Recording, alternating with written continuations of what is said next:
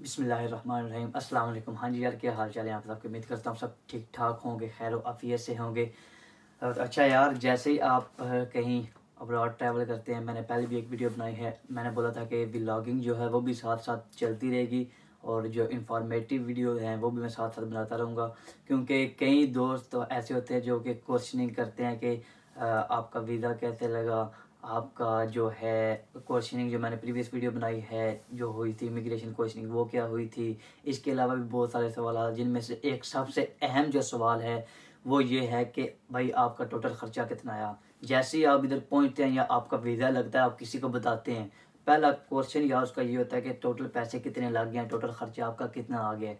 क्योंकि मैं जब खुद अप्लाई मैंने भी करना था, तो मुझे भी सबसे पहले मेरे दिल में भी ये था कि यार टोटल पैसे कितने लगेंगे, क्योंकि हर एक बंदे का यही होता है कि यार सबसे पहले हमें पता लगे कि टोटल पैसे कितने लगने हैं, ताकि हम फिर प्रोसेस स्टार्ट करें। जब मैंने प्रोसेस स्टार्ट किया था, तो जब मैं कंसल्टेंट के पास गया तो उससे मैंने बोला कि यार सबसे पहले मुझे क्लियर कट बताओ कि टोटल पैसे कितने लगते हैं। क्योंकि बाद कंसल्टेंट ऐसे होते हैं कि बताते कुछ हैं और बाद में आहिस्ता आहिस्ता कहते हैं कि यार ये भी अंदर इंक्लूड है, ये भी इंक्लूड है। वो बात बढ़ते बढ़ते बहुत आगे तक चली जाती है। तो ये बात है कि उसने मुझे क्लियर कट बात बताई कि भाई आपका टोटल जो खर्चा है वो इतना आएगा।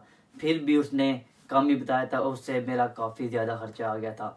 तो उसी के रिलेटेड मैंने भी एक वीडियो बनाई है, इंफॉर्मेटिव वीडियो, जो कि मैंने अपनी जो टोटल कास्ट मेरी आई है, टोटल वीज़े पे जो खर्चा मेरा है यूके का स्टडी वीज़ा लेने पर, मैंने सोचा चलो आपके साथ भी शेयर करता हूँ। मैंने असल में ये पेज पे लिखा है सारा कुछ, ताकि मुझे भी ज़हन में रहे कि मैंने क्या क्या आपको बताना है। तो टोटल मैं आपको बताता हूँ सब, एक एक चीज़ बताने के बाद कि मैंने जो खर्चा किया है, जो मेरा टोटल अखराजात आए हैं, वो किस किस जगह पर और किधर किधर पैसे लगे हैं। सबसे पहले कहीं पे भी आपने बाहर अप्लाई करना है तो आपको एक लैंग्वेज टेस्ट क्लियर करना पड़ता है, जिसे आर्ट्स की शक्ल में कर लें, लैंग्वेज सर्ट कर लें या पीटी की शक्ल में कर लें। तो मैंने जब स्टार्ट किया था अपना प्रोसेस, तो मेरे पास टाइम थोड़ा सा शॉर्ट था। आर्ट्स की जो प्रिपरेशन का जो टाइम था वो नहीं था मेरे पास, तो फिर मैंने लैंग्वेज सर्च किया था। मैंने कंसल्टेंट से मशवरा किया था, उसने बोला था लैंग्वेज सर्च चल जाएगा। मैंने कहा चलो ठीक है, मैं वही करता हूँ। तो उसकी जो फीस होती है, जो ऑनलाइन हमने पे कर दी होती है, वो होती है $200। वो डिपेंड करता है कि आपका जो रेट है उस टाइम क्या चल रहा है डॉलर का। जो मैंने जब पे की थी तकरीबन 47,000 बनता था $200 का, तो राउंड अबाउट करके 50,000। इसके अलावा जो 20,000 मैंने दिया था प्रिपरेशन का दिया था, तो वो टोटल जो खर्चा आ गया था टेस्ट क्लियर करने का, वो आ गया था 70,000। उसके अलावा दी थी यूनिवर्सिटी की फ़ीस, वो थी तकरीबन, मैंने जो इनिशियल डिपॉजिट पे किया था वो किया था £5,000। तो उस टाइम जो £5,000 मेरा बना था तकरीबन 12,60,000 के करीब बना था। और उसके अलावा जो इंटरनेशनल ट्रांजैक्शन के जो टैक्स होते हैं, क्योंकि मैंने जो फ़ी पे की थी वो वेस्टर्न यूनियन के थ्रू पे की थी, क्योंकि अगर बैंक के करें थ्रू तो उस पर ज़्यादा टाइम लगना था, पहले अकाउंट खुलवाना था, उसके बाद बड़ा लंबा चौड़ा प्रोसेस था। इसलिए मैंने जो पे की थी वो वेस्टर्न यूनियन के थ्रू पे की थी। तो जो इसका बना था टोटल इंक्लूडिंग टैक्स, वो 13 लाख रुपया बन गया था राउंड अबाउट करके। 1,000 या 2,000 जो ऊपर नीचे हो सकता है। उसके बाद मैंने अपना करवाया था टीबी टेस्ट। टीबी टेस्ट हर जगह पे सेम है, 11,000 लगता है। उसके बाद था वीज़ा एप्लीकेशन। वीज़ा एप्लीकेशन ये भी तकरीबन सेम होती है। तो ये जो थी वो 1,03,343, यानी 1,03,343। इसके अलावा थी हेल्थ इंश्योरेंस। नॉर्मली जो है वो हेल्थ इंश्योरेंस 1 साल की होती है, लेकिन जो है जिनका प्लेसमेंट रूट होता है, जिस तरह मेरा है, तो उनकी जो हेल्थ इंश्योरेंस होती है वो 2 साल की होती है। तो इसलिए मेरी भी जो थी हेल्थ इंश्योरेंस वो 2 साल की थी। तो उसकी जो टोटल कॉस्ट थी वो थी 3,34,514 रुपये।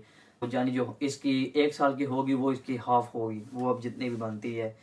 तो इस पे जो टोटल ट्रांजैक्शन टैक्स लगा था वीज़ा एप्लीकेशन, क्योंकि जाहिर बात है ये ऑनलाइन ट्रांजैक्शन थी, तो इस पे जो टोटल ट्रांजैक्शन टैक्स लगा था वो बना था 17,515 रुपये।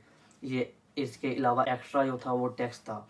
इसके बाद जो थी कंसल्टेंसी फ़ीस थी। मैंने अपना जो केस सॉल्व करवाया था वो पैरागॉन लाहौर से करवाया था, DHA फेज़ 4 से।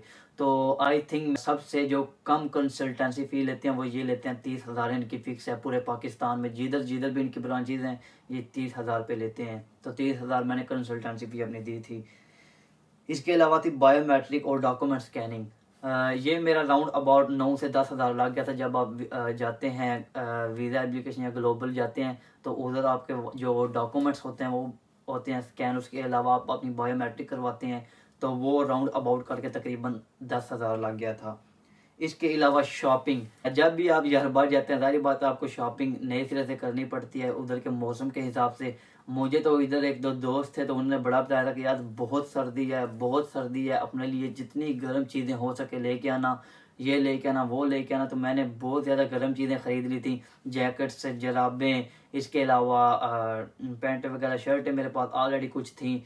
तो शॉपिंग वैसे भी मैंने इतनी फिर भी ज़्यादा नहीं की, तकरीबन 45 से 50 हज़ार तक मैंने अपनी शॉपिंग की थी। इधर जो लड़का था तो वो ही कहता था कि यार सर्दी बहुत है, लेकिन इधर मौसम अभी जो है वो नॉर्मल है। शायद उसने दिसंबर के हिसाब से बोला, दिसंबर में ज़ाहिर बात है सर्दी बहुत ज़्यादा होती है, बर्फ़बारी होती है, लेकिन आजकल जो मौसम है वो 7 डिग्री 8 या 9 या 10 जितना पाकिस्तान में यानी फुल सर्दी होती है, इधर वो नॉर्मल मौसम है तो एडजस्टेबल है, इतनी ज़्यादा कोई सर्दी नहीं है।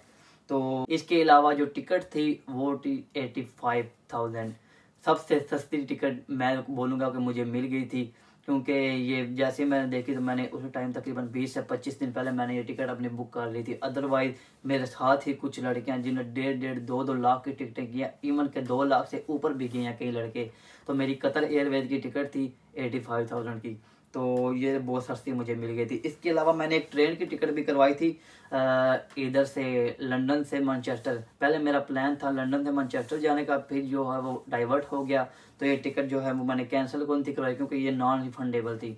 तो 10 हज़ार की मैंने ये भी अंदर टिकट करवाई थी, लेकिन गया नहीं था मैं। इसके अलावा करेंसी एक्सचेंज, करेंसी आप अपने हिसाब से लेके आते हैं। अगर तो आपका कोई जानने वाला यानी करीबी रिश्तेदार इधर है तो फिर तो आपको इतनी ज़्यादा ज़रूरत नहीं पड़ती, लेकिन अगर आप वैसे जा रहे हैं, इंडिपेंडेंट जा रहे हैं, कोई दोस्त है, तो जाहिर बात है आपने अपने जो पैसे अपने साथ लेके जाने हैं। तो मैंने जो थी वो 3 लाख की करेंसी एक्सचेंज करवाई थी, वो तकरीबन 9-9.5 पाउंड तक बन गई थी, तो मैं वही लेके आया था। तो 3 लाख की वो बनी थी। तो ये जो टोटल मेरी कॉस्ट इधर तक बनी थी वो बनी थी 23,21,372 पे, 372 रुपीज़। तो ये थी टोटल कास्ट, यानी राउंड अबाउट करके 23.5 लाख तक बन गया था। छोटे मोटे और भी अखराजात होते रहे अंदर, तो जाहिर बात है वो जेन में भी नहीं रहते, ना ही अकाउंट किए हैं। तो ये थी टोटल कास्ट। तो यार उम्मीद करता हूँ जिन लोगों ने अप्लाई करना है या जो चाह रहे हैं अप्लाई करने के लिए उनको समझ आ गई होगी कि टोटल जो राउंड अबाउट है ये है यूके के लिए। ऑस्ट्रेलिया का जो है वो शायद इससे ज़्यादा हो, और कनाडा या उसके अलावा अमेरिका, यूएसए, इनका ज़ाहिर बात है ज़्यादा होगा। ये था यूके के लिए टोटल का राउंड अबाउट आपकी मैक्सिमम जो जाती है। फिर ये डिपेंड करता है आपकी यूनिवर्सिटी की फ़ी पे, और आप टोटल जो इनिशियल डिपॉजिट है वो कितना देकर आ रहे हैं। जो मैक्सिमम है वो अगर इतनी आपकी फ़ीस हो 12 से 13 हज़ार जो एवरेज फ़ीस है इधर यूनिवर्सिटीज़ की, तो जो ये आपका टोटल खर्चा आएगा वो 25 लाख तक आ जाएगा। तो उम्मीद करता हूँ यार वीडियो आपको अच्छी लगेगी। वीडियो अच्छी लगे तो चैनल को लाइक कीजिएगा, शेयर कीजिए, और यार सब्सक्राइब करना मत भूलें। इंशाल्लाह मिलेंगे एक नई इन्फॉर्मेटिव वीडियो के साथ, तब तक के लिए अल्लाह हाफिज़।